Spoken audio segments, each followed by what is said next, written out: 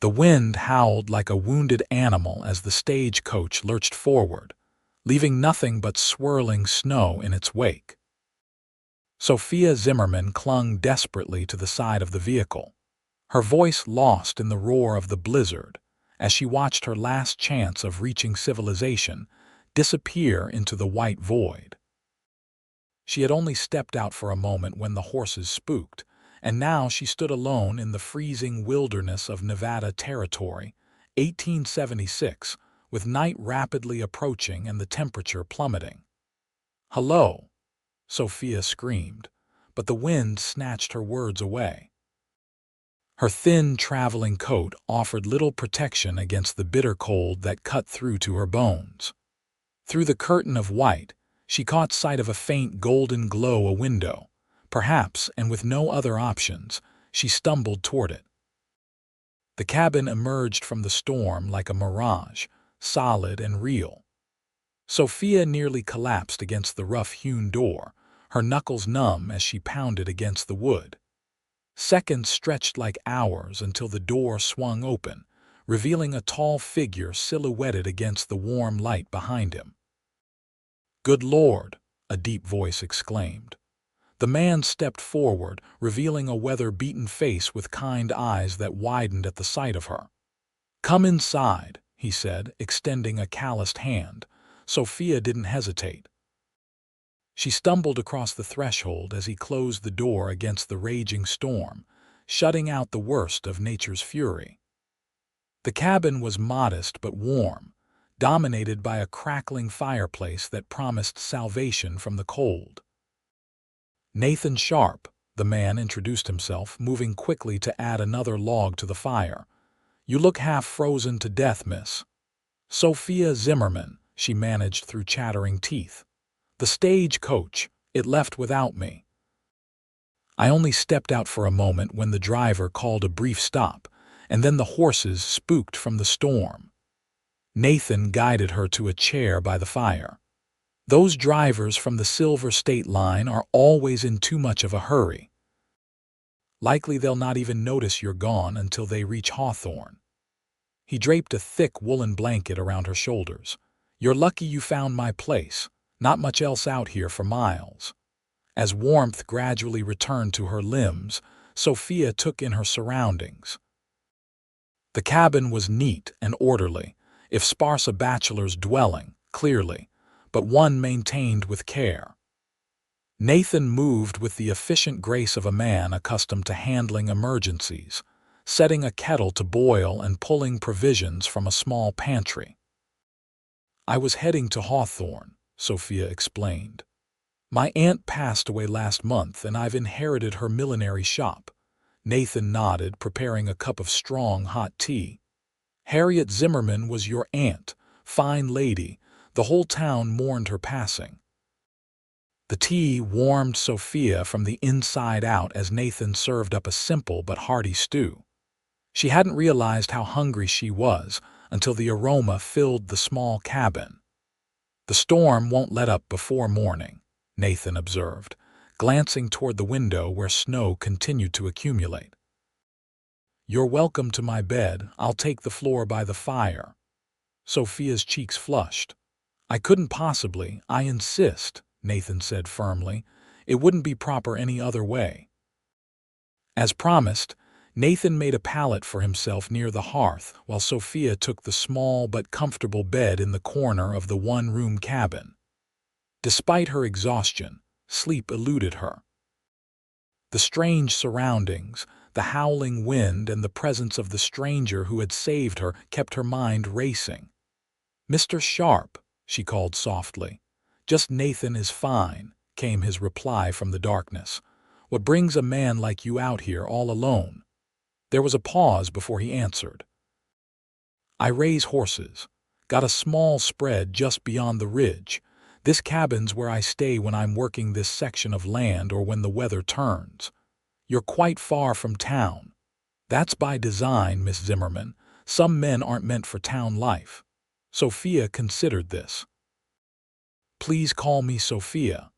I believe you've earned that right after rescuing me from certain death." A chuckle emanated from near the fireplace. I don't know about certain death, but it wouldn't have been a pleasant night, that's for sure. Outside, the blizzard raged on, but inside the cabin, Sophia felt a curious sense of peace descend. Despite the circumstances, she felt safe with this quiet, capable man nearby. Eventually, the rhythmic sound of Nathan's breathing and the crackling fire lulled her into sleep. Morning arrived with startling brightness. Sophia woke to find sunlight streaming through the cabin's single window, reflecting blindingly off the snow outside. Nathan was already up, his palette neatly rolled away. The aroma of coffee and frying bacon filled the small space. "Good morning," he greeted, his back to her as he worked at the small cast-iron stove. "Storm's passed, but we've got near 2 feet of snow. Stagecoach won't be running today." Sophia sat up, smoothing her rumpled traveling dress. "How long before we can reach town?" "Few days, maybe." "Depends on how quick the sun works on the drifts." Nathan turned, offering her a tin cup of steaming coffee. "But don't worry. I've got plenty of supplies, and I sent a signal to my ranch hand. He'll get word to Hawthorne that you're safe." "A signal?" Nathan smiled, revealing a dimple in his right cheek. "Mirror flash, old army trick. My ranch is just over that ridge. Young Jimmy knows to check for it after a storm." Sophia accepted the coffee gratefully. "You've thought of everything." "Out here you have to." He returned to his cooking. "Hope you don't mind bacon and flapjacks. It's about all I know how to make that's worth eating." The next few days settled into an unexpected rhythm. Nathan tended to chores around the cabin and cared for the 2 horses in the small attached stable, while Sophia helped where she could, grateful to have something to occupy her mind. They talked easily, exchanging stories of their lives. Nathan, she learned, had served in the Union Army during the Civil War, though he spoke little of that time. Afterward, he'd headed west, working cattle drives until he saved enough to buy his small ranch 5 years earlier. He bred and trained horses, selling them primarily to the Army and to stagecoach lines. "And you've never married?"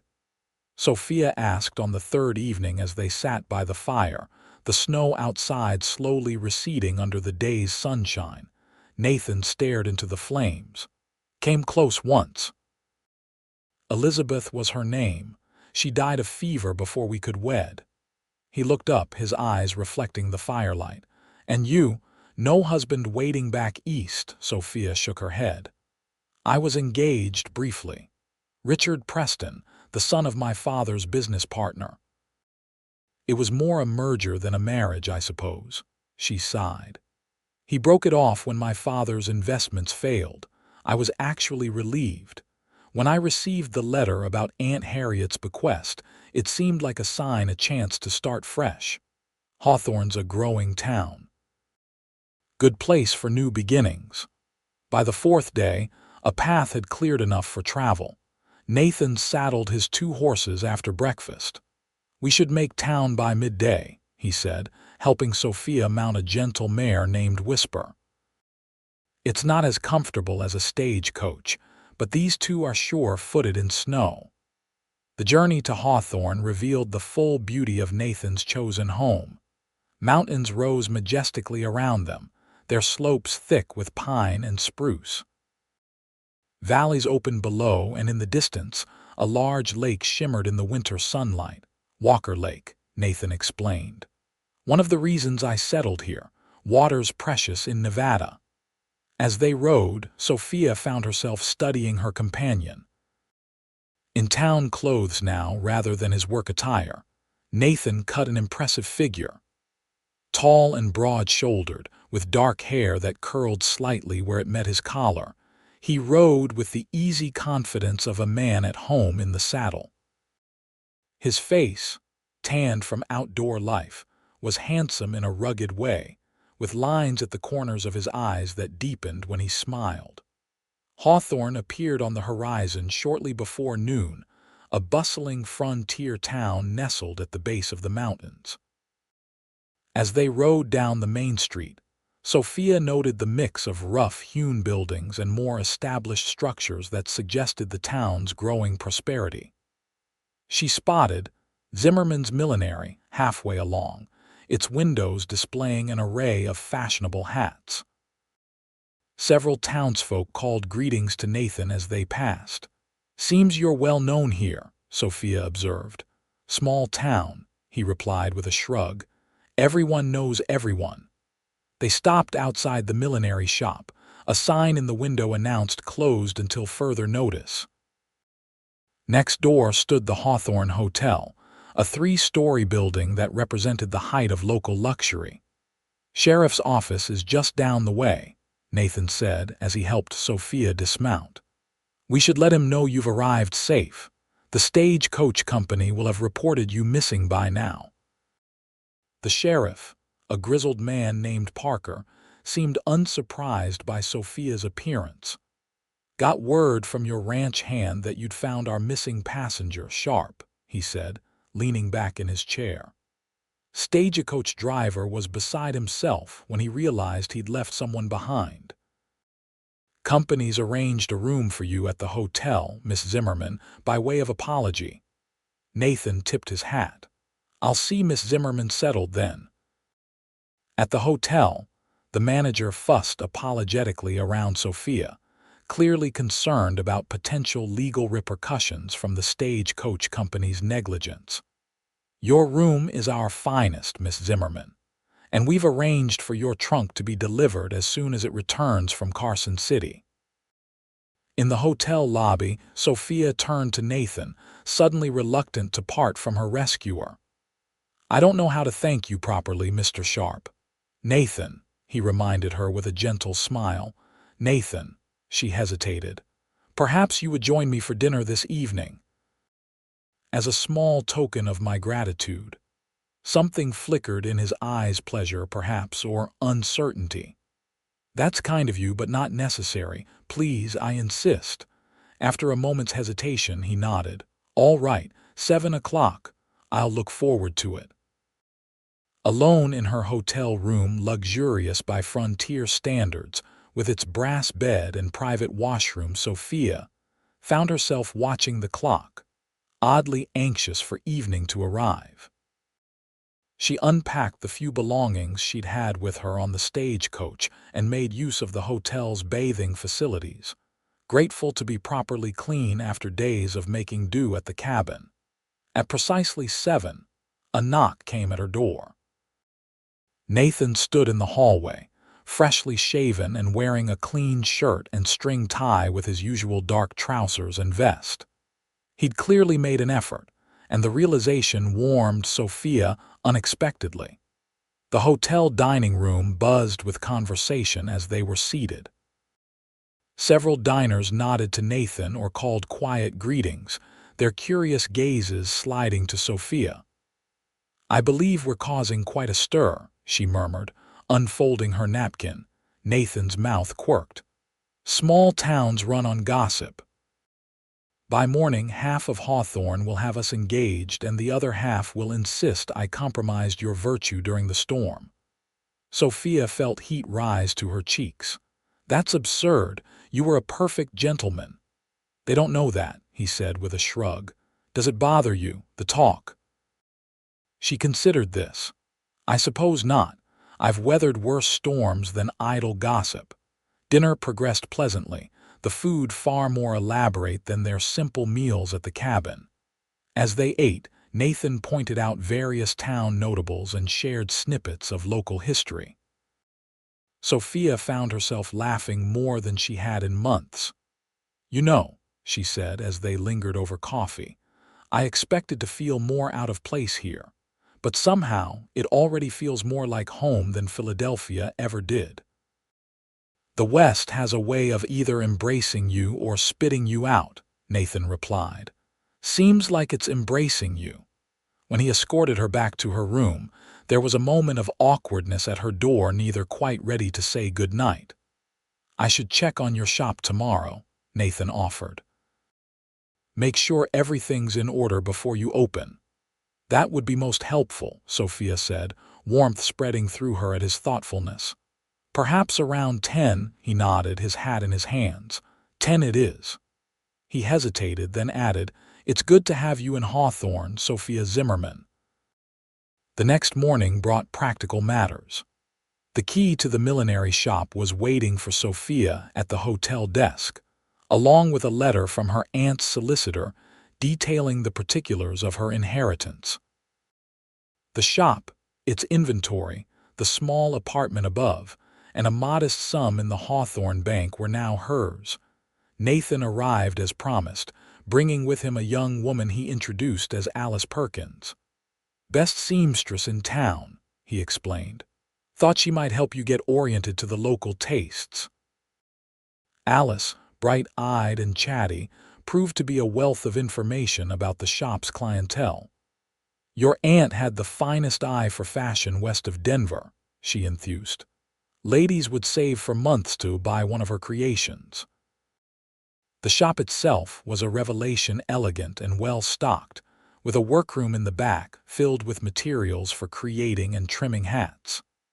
The apartment upstairs was small but charming, with windows overlooking the main street and the mountains beyond. "It's perfect," Sophia breathed, turning in a circle to take it all in. "Needs a good airing," Nathan observed practically. "And that window in the back room has a draft. I can fix that for you." Over the next 2 weeks, Sophia settled into her new life. The shop reopened to enthusiastic customers, many of whom came as much to assess Harriet Zimmerman's niece as to purchase hats. Alice came on as an assistant, teaching Sophia the particulars of running a frontier business while learning millinery skills in return. Nathan was a constant presence. He fixed the drafty window as promised, then discovered other repairs the building needed. Though he claimed his ranch demanded his attention, he seemed to find reasons to be in town more often than not. "You've got that man wrapped around your finger," Alice observed one afternoon as they watched Nathan ride away after delivering a new shelf he'd built for the workroom. "Don't be ridiculous," Sophia protested, though her cheeks warmed at the suggestion. "He's simply being neighborly." Alice snorted inelegantly. "Nathan Sharp hasn't been neighborly to any woman in this town since he arrived. Half the eligible ladies in the county have set their caps for him, and he barely notices." The idea that Nathan might harbor feelings beyond friendship both thrilled and terrified Sophia. Since her disastrous engagement, she'd sworn off romantic entanglements. Yet she couldn't deny the flutter in her stomach whenever Nathan appeared, or how she found herself watching for him from the shop window. Their friendship deepened over shared meals and walks through town. Nathan introduced her to his favorite spots around Hawthorne: the view from Miller's Ridge, the quiet stretch of Walker Lake where wild horses sometimes came to drink, the small grove of cottonwoods where spring wildflowers would soon bloom. One mild March day, nearly a month after the blizzard that had thrown them together, Nathan invited Sophia to visit his ranch. "It's not much," he warned as they rode out of town, "but it's mine, free and clear." Not much proved to be a modest understatement. The Sharp Ranch spread across a picturesque valley, with the main house and barns nestled against a protective ridge. A creek meandered through pastures where horses grazed peacefully. The house itself was larger than Sophia had expected, a proper 2-story structure built of sturdy logs, with a wide porch wrapping around 3 sides. "Nathan, it's beautiful," she exclaimed as he helped her down from Whisper. Pride evident in his face, he showed her around the barn with its neat rows of stalls, the corral where he trained young horses, the blacksmith shop where he did his own shoeing. Young Jimmy, his ranch hand, tipped his hat respectfully when introduced, though his eyes held the same curiosity Sophia had grown accustomed to in town. The house interior revealed Nathan's true character more than the cabin had. Solid furniture, some clearly handcrafted filled rooms that were plain but comfortable. Bookshelves lined one wall of what he called the sitting room, filled with volumes on horse breeding, veterinary medicine, history, and surprisingly, poetry. "Whitman?" Sophia asked, running a finger along the spine of Leaves of Grass. Nathan looked almost embarrassed. Man has a way with words. In the kitchen, a woman Sophia's age was preparing a meal. "My housekeeper, Mary," Nathan explained. "Comes in 3 days a week to keep me from living on bacon and beans." Mary nodded politely but eyed Sophia with undisguised interest. Another gossip source, no doubt. They dined on the porch, watching the sun set behind the mountains. The air held the first hint of spring warmth, though nights were still cold in the high desert. "You ever get lonely out here?" Sophia asked as twilight deepened around them. Nathan considered the question. "Used to sometimes, less so lately." His eyes met hers briefly before returning to the darkening landscape. "Having your own place, there's freedom in it, worth a little loneliness." "Yes," Sophia agreed, thinking of her own small apartment above the shop. "There is freedom in it." She hesitated, then added, "Though I'm finding that freedom doesn't preclude companionship. In fact, it might make true companionship possible when it's freely chosen rather than compelled by circumstance." Nathan turned to study her face in the fading light. "That's quite philosophical, Miss Milliner." "I've had cause to become philosophical these past few years," she smiled. "Life has a way of teaching lessons we didn't know we needed to learn." Their ride back to town was quiet, each lost in their own thoughts. At the millinery shop door, Nathan helped her dismount, his hands lingering at her waist a moment longer than strictly necessary. "Sophia," he began, then stopped, seeming to reconsider his words. "Yes," he shook his head slightly. "Nothing. Good night." She watched him ride away, disappointment a physical ache in her chest. Whatever he'd been about to say remained unspoken, hanging between them like a promise unfulfilled. April brought a rush of business as Easter approached, and the ladies of Hawthorne sought new finery for the holiday. Sophia worked long hours, grateful for Alice's assistance and knowledge. The shop's success exceeded her expectations, and for the first time in her life, she experienced the satisfaction of earning her own way. Nathan's visits became less frequent as spring work on the ranch demanded his attention. When he did appear, he seemed preoccupied, his usual easy manner replaced by a curious restraint. Sophia told herself she was imagining the change, but Alice noticed too. "Trouble in paradise?" she asked after Nathan declined an invitation to Sunday dinner, claiming a pressing matter at the ranch. "There is no paradise to have trouble in," Sophia retorted, more sharply than intended. Seeing Alice's raised eyebrows, she softened her tone. "We're friends, nothing more, if you say so," Alice replied, clearly unconvinced. The truth was more complicated. Something had shifted between them after the visit to the ranch, an awareness that their friendship teetered on the edge of something deeper. Sophia sensed Nathan pulling back, though whether from disinterest or some other reason, she couldn't tell. The question was answered unexpectedly one stormy afternoon in late April. The shop was empty of customers, the rain keeping all but the most determined shoppers indoors. Sophia was trimming a hat with silk flowers when the bell above the door jingled, admitting a rain-soaked Nathan. "You're drenched," she exclaimed, setting aside her work. "Let me get you a towel." He stood dripping on the polished floorboards, rainwater forming puddles around his boots. "No need, I can't stay." "At least dry off before you catch your death," Sophia insisted, retrieving a towel from the back room. When she returned, Nathan had removed his hat but remained near the door as if poised for flight. "Here," she said, offering the towel. He took it, their fingers brushing briefly. "Thank you."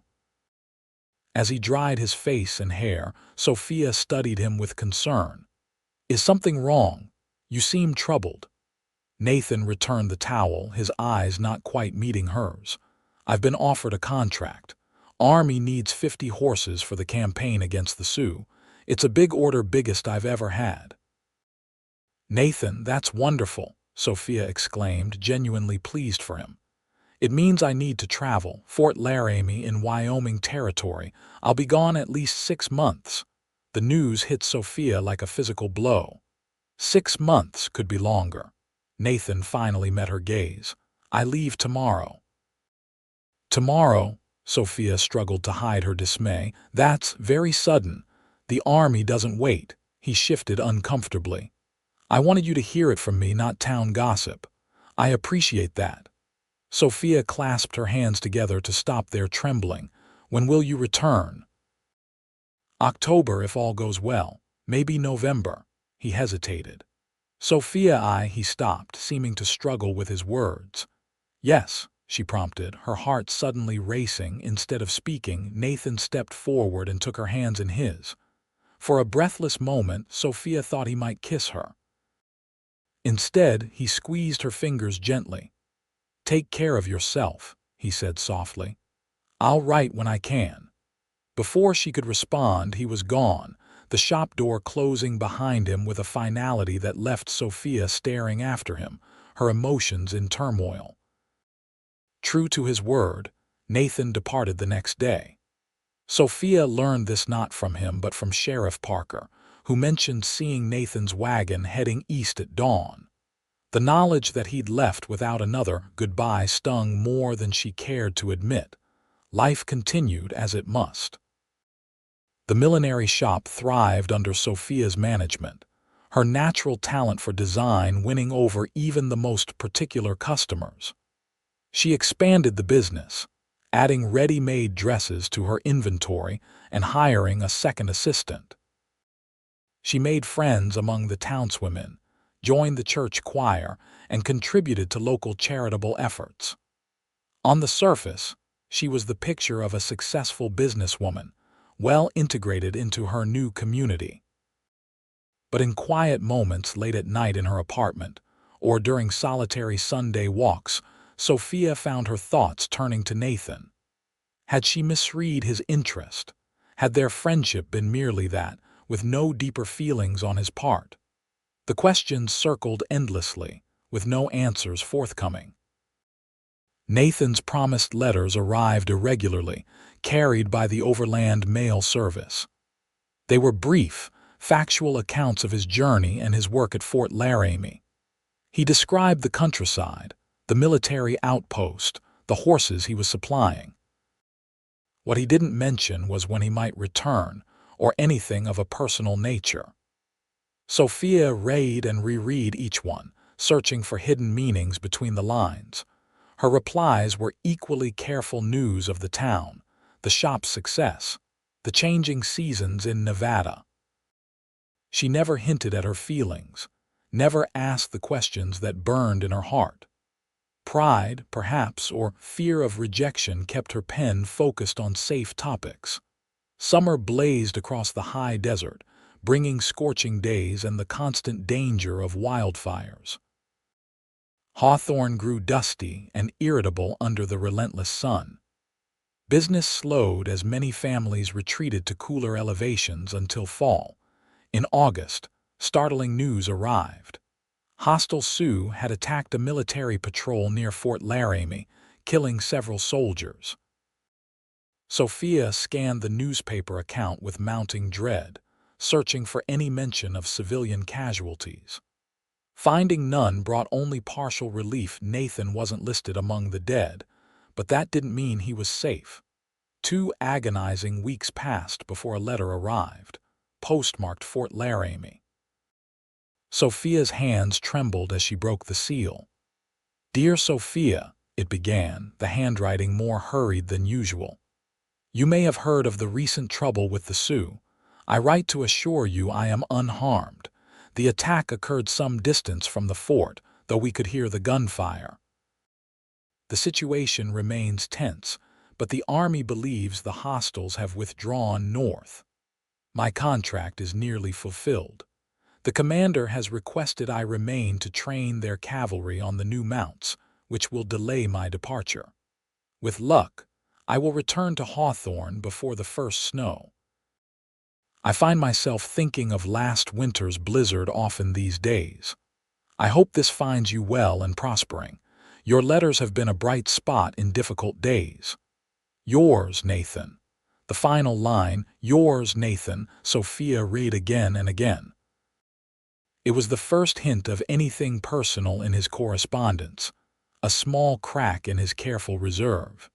She pressed the letter to her heart, hope blossoming anew. September brought cooling temperatures and the first hints of autumn color to the mountains.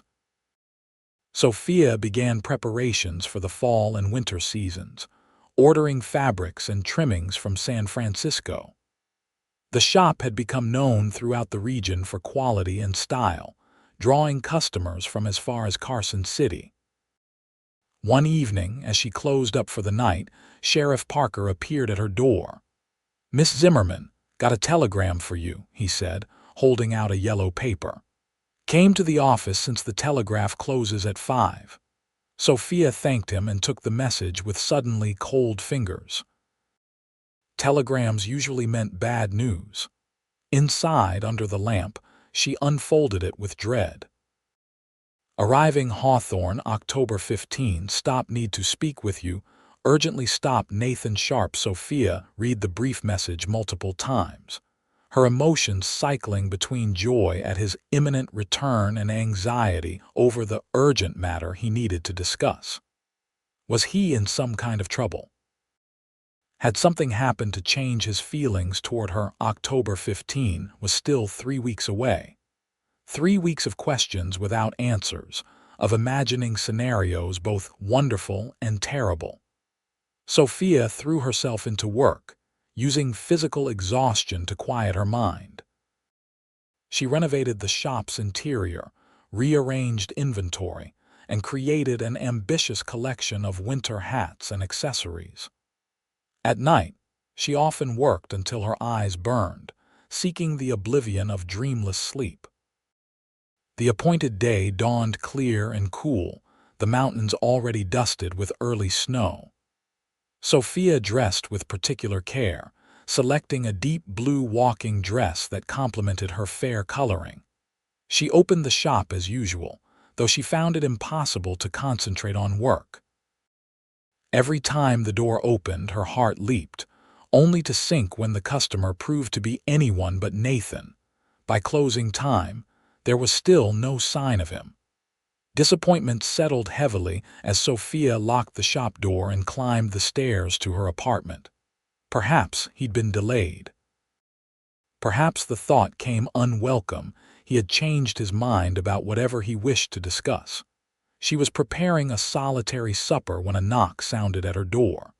Setting down the knife she'd been using to slice bread, Sophia smoothed her hair and crossed to the door. When she opened it, Nathan stood on the landing, trail dust still clinging to his clothes, exhaustion evident in the lines of his face. "Nathan," she breathed, drinking in the sight of him. 6 months had added new creases at the corners of his eyes and a few strands of silver at his temples, but he was still the most handsome man she'd ever seen. "Sophia." He removed his hat. "I apologize for the late hour. We just arrived. Please come in." She stepped back, gesturing him inside. "Have you eaten? I was just preparing supper." "Don't trouble yourself," he said, though he followed her into the small sitting room. "I can't stay long." Sophia's heart sank at his formal tone. "You mentioned an urgent matter in your telegram." Nathan nodded, remaining standing though she gestured to a chair. "I've been offered a position. The Army wants me to oversee their breeding program at Fort Laramie. It would mean relocating permanently to Wyoming territory." The news struck like a physical blow. "I see," Sophia managed, fighting to keep her voice steady. "That sounds like a wonderful opportunity." "It's good money," Nathan agreed. "Security too, government contract. When would you leave? That's the thing. He shifted, his usual confidence seemingly deserting him. I haven't accepted yet. I wanted to speak with you first. Hope fluttered cautiously in Sophia's chest. Why would my opinion matter? Nathan took a deep breath. Because I realized something during these months away. I realized that success doesn't mean much if you've no one to share it with. He stepped closer, his eyes intent on her face. I realized that I've been a fool, Sophia. A coward, really. A coward, she echoed, hardly daring to believe where this might be leading. I left because I was afraid of what I was beginning to feel for you, afraid you might not feel the same. He shook his head ruefully. I thought distance would make these feelings fade. Instead, they've only grown stronger. Sophia's heart pounded so loudly she was certain he must hear it. What are you saying, Nathan? He reached for her hands, enfolding them in his calloused grip. I'm saying I love you, Sophia Zimmerman. I think I've loved you since that blizzard night when you appeared at my cabin door like something from a dream. His voice grew husky. I'm asking if you could ever consider loving me in return. Joy surged through Sophia, so intense it left her light-headed. Oh, Nathan, she whispered. I've loved you for so long, I thought you'd never see it. Relief transformed his features. Without another word, he drew her into his arms and kissed her tentatively at first, then with growing confidence as she responded. It was everything Sophia had imagined in her most secret thoughts, and when they finally parted, she felt as though her life had irrevocably changed course. What about the army position? She asked, still encircled in his embrace. I'll decline, Nathan said without hesitation. My home is here, my life is here.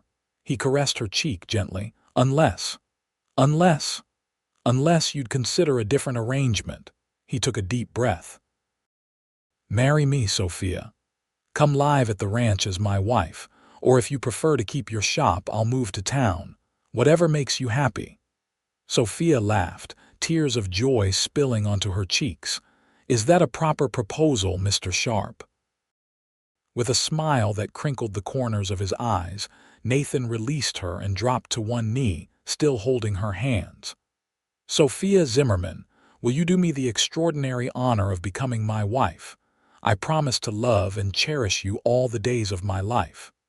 Yes, she said simply. With all my heart, yes. They were married 2 weeks later in Hawthorne's small church, with half the town in attendance. Alice served as maid of honor while Sheriff Parker stood up with Nathan. Sophia wore a gown of ivory silk she'd designed herself, with a hat adorned with orange blossoms and satin ribbons that became the envy of every woman present. The Sharp Ranch became their home, though Sophia maintained ownership of the millinery, hiring a manager to run day-to-day operations while she focused on design. The business continued to thrive, expanding to a second location in Carson City within 2 years. Nathan's horse breeding program grew equally successful, his reputation for quality stock spreading throughout the West. The Army still bought his horses, though he never again considered leaving Nevada. With Sophia at his side, the ranch flourished, adding cattle and expanding its boundaries as neighboring properties became available. Their first child, a boy they named William, arrived in the spring of 1879, followed by twin girls Emma and Julia 2 years later. The big house that had once seemed so empty to Nathan now rang with children's laughter and the happy chaos of family life.